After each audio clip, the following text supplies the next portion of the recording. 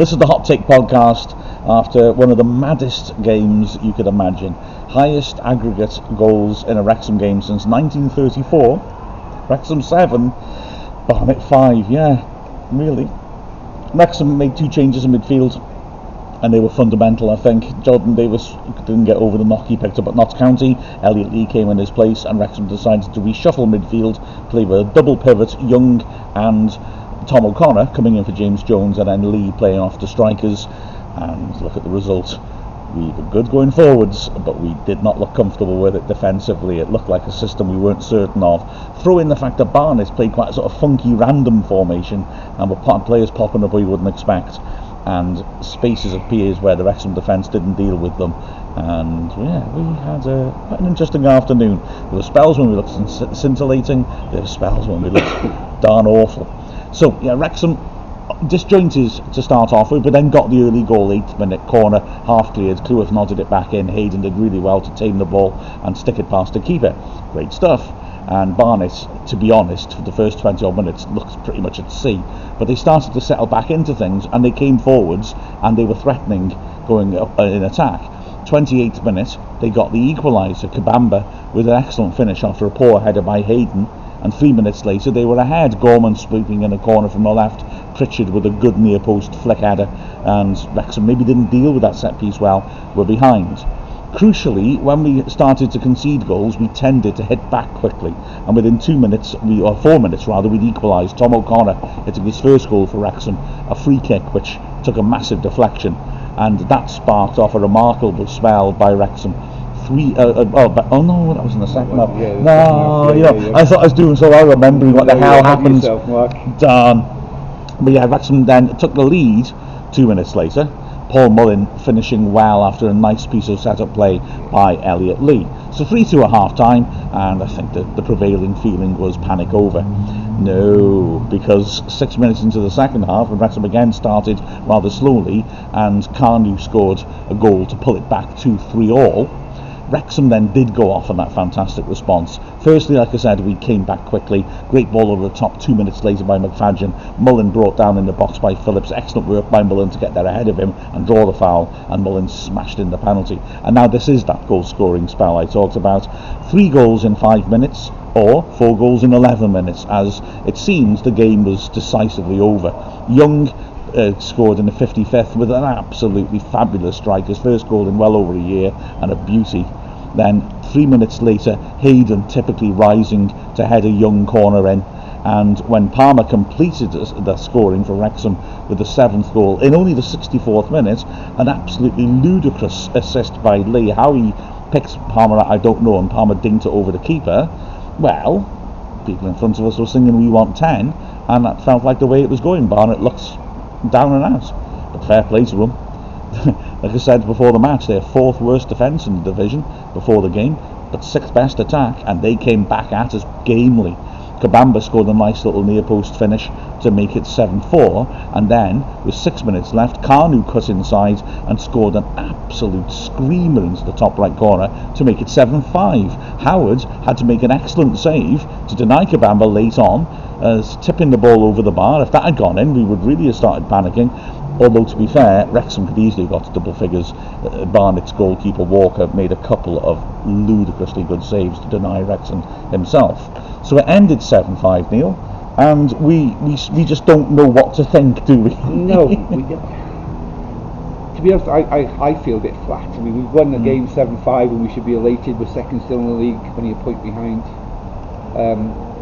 Notts County, but the performance on the pitch at times was sublime, as you said, Mark. You know, some of the passing was slick. Lee is a great footballer, but defensively, as you stated, you know, we looked a bit lacklustre in places. We didn't close them down quick enough. Maybe that was because we didn't have the men back there to close them down. We gave them too much space in the last third of the pitch, which gave them the time to cross the ball in and find their players. And yeah, they made a really good game of it. I think maybe Wrexham took the foot off the gas when they went 7-3 up, and I thought they maybe thought it was game over.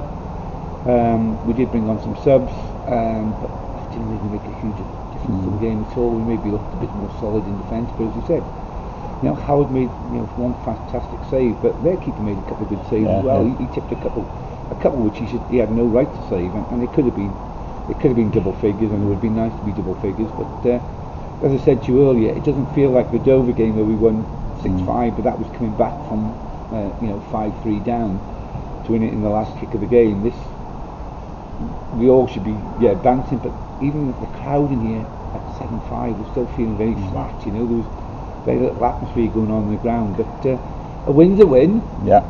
We're still scoring plenty of goals, which we can't complain about, which now puts us on 27 goals home in what, 6 home games? We're on 4.5 a game now at home. That's crazy, isn't it? I don't think Man City are even that good at the moment. No. I think they're on 4 a game. So losers. To get an entertaining game to watch, but as I said to you earlier, I didn't see a lot of it because of the PA data that I do for the TV channels and everything. But we go again on next Saturday in the FA Cup, and then we're away at Bournemouth Wood, which again that will be a tough test for us because they're playing well again. But Bournemouth Wood seems to be able to beat them, and I don't know why. Well, let's hope we keep that up. I mean, certainly there were a lot of good attacking performances. Obviously, when you scored 7 goals, but that conundrum of how you accommodate Lee, though, ironically, is more tricky now. Because I mean, I did feel, and like I said in the commentary, I think Parkinson is a very good coach on the training ground, and you can see that. But it just felt a bit like we were so grooved in that 5-3-2, which we played all last season and all this, that switching to the double pivot with a man higher up the pitch, it just looked really alien. Spaces appeared in the half spaces outside the centre backs, which were a real problem. We just looked like we weren't used to playing that shape and didn't know what to do when Barnet came forward. Maybe, sometimes it'll take time for us to get used to that formation, maybe. Or as we said, off air, that soon Jordan Davis is fit again. Maybe even back in. We just usually as a sub like we have been doing the rest of the season. But the stat is normally if Lee's not started, we haven't won a game, or haven't won a game. And when he comes on as a sub, we normally win the games. But we started today and we've won 7-5, albeit I don't know, where do we go, Mark? What would you do as a manager now if Jordan Davis is back fit? I would revert to what we've been doing this season, if I'm honest, although I appreciate, Lee did show today just what amazing quality he has. But what if Jordan Davis is injured long term or suspended? We've got to prepare for that scenario, and maybe today's game was a trial. I don't know. He thought, it's only Barnet, we'll give it a trial. I don't think he'd see it that way. No, I think it is that if Lee is going to start and he gets the best out of him, he needs to find a shape that accommodates him getting close to the strikers, I think. Because he came on more as a straight swap for Davis on Tuesday, and that, I'm not saying it didn't work, but he was more effective today, wasn't he? Would it be more effective if we played like 3 but 5 with 2 wing backs? 3-3. That's 12 players. I know. Sorry, so it would probably be effective. Sorry. But I don't think we'd get away with it. But he's got to be in the midfield. I think we've been in the centre of attack. But that's what we were trying to do today, was having there as an additional attacker, wasn't it? It's a lovely problem, isn't it? Though that we've got lots of good players that we want to put in the first team. O'Connor had a good game today, and it was good for him to, although with a deflected goal, from when he hit that free kick. It was a goal, and he had a pretty decent game. I think we all had a pretty decent game. The only one, as you said, was Hayden. Maybe he wasn't on top of his form today, and I know he'd be very hard on himself. But they were able to get in behind Cleworth quite easily. But then, to be fair, we do play our wing backs out the pitch, and our midfield wasn't covering as normal because they had different roles. I thought O'Connor had an up and down game. I thought I really rate O'Connor. And I think that he needs continuity on the pitch so he can show what he can do.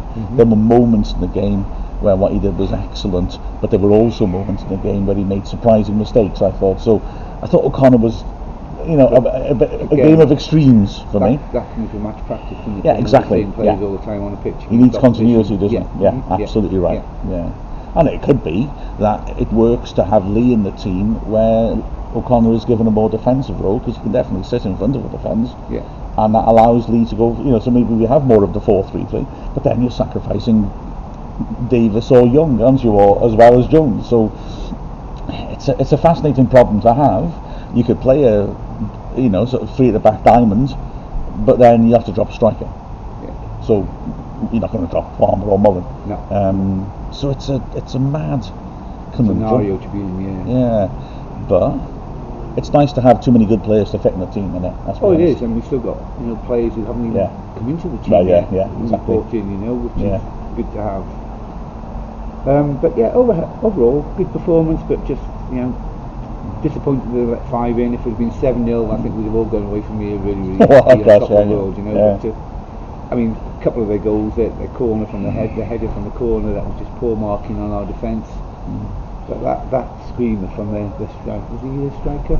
No, that's the thing, isn't it? Defender, wasn't he? That's the other thing. The Barnet formation, I think, also presented us of issues because they were so unexpected. They essentially played like 3 at the back, holding midfielder in front, wing backs, and then 3 midfielders and a striker. And yet, everybody had come forward.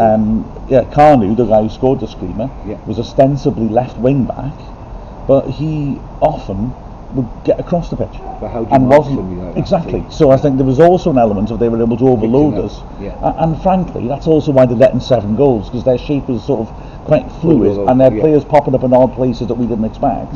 But they also sometimes didn't have players where they should have done. I mean, Carnu, clearly there was a point in the second half where Ford got a run at Carnu, and Carnu fouled him eventually. In fact, he pulled his shirt so many times, and the ref was trying to play advantage while the linesman was flagging for the foul. And in the end, he had to give it because he couldn't defend. He was not a wing back. He is a striker who's playing as a left wing back and has been told, "But drift wherever you want. Go inside. Don't bother coming back." And because of that, their defence is a bit of a mess. But he pops up and does it, and his goal was brilliant, wasn't it? I think it's the best goal we've seen this season. Except maybe Luke Jones. I had my head down. I just thought going back in the net, so I didn't actually see him striking. So.